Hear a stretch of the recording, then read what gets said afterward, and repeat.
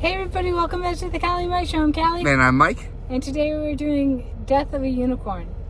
Right? Death of a Unicorn. Or as Callie says, Murder of a Dragon. Potato. Potato. So, this was, I would label this a WTF Did I Just See? Under that category, because I knew it was going to be weird, obviously, with a title like that. But the acting I thought was really good. You really hated some of the characters that are supposed to be hated. You love the protagonist and all that. I thought that Paul Rudd was as endearing as ever, like in all those movies. Jenna Ortega. And yeah, there were some really good actors in there, actually. It had a pretty solid not cast. All-star cast, but yeah, but a pretty stellar cast. I enjoyed it. I would say that it was a very, very odd movie, very surreal movie almost. But there were good kill sequences, but not just because of it. I thought the story was pretty good. It evolved into something very entertaining, not very technical. When those who died, you kind of were like, okay, that they deserve that. So, I thought, but yeah, it was labeled as a comedy. I wouldn't necessarily say that it was a comedy, but the concept was funnier than the actual movie, I thought.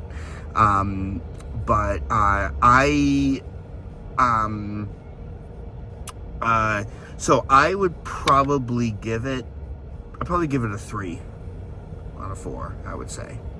Kel? So I'd say within about the first 20 minutes in this movie, I kind of gave up on it because it wasn't my kind of movie, and I knew going into it wasn't my kind of movie. I honestly don't remember watching the trailers, so I went into it thinking that it was like a children's imaginary movie, and it's not. Jenna Ortega says what the fuck and it has stuff swears, like that, it has, a lot. So I thought it was a kid's movie, and it's definitely not. No. I thought it was going to be fantasy, anime, and it was fantasy. That's what but right, fantasy anime. Yeah. And it's not. Anyway, so yeah, after about the first 20 minutes, I kind of gave up on it, that I wasn't going to like it, and so I was just going to take a nap. And so I did for maybe 20 minutes. And then Mike woke me up, and he woke me up at a good time, because then it started to get interesting, and kills, and the unicorns going absolutely mental, and all that, which in this movie it's a little weird, because the unicorns are bad and evil. I mean, they have kind of reason to be, but I'm not going to give that away. I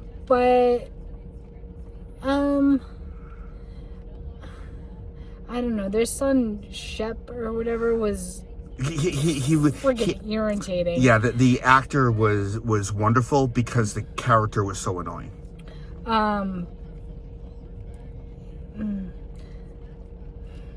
What I watched, I want to give it a higher rating, but because I fell asleep, obviously it doesn't deserve that higher rating. I'm gonna give it 2.5. But don't take my word for it, not because I fell asleep, but because this is not my kind of movie.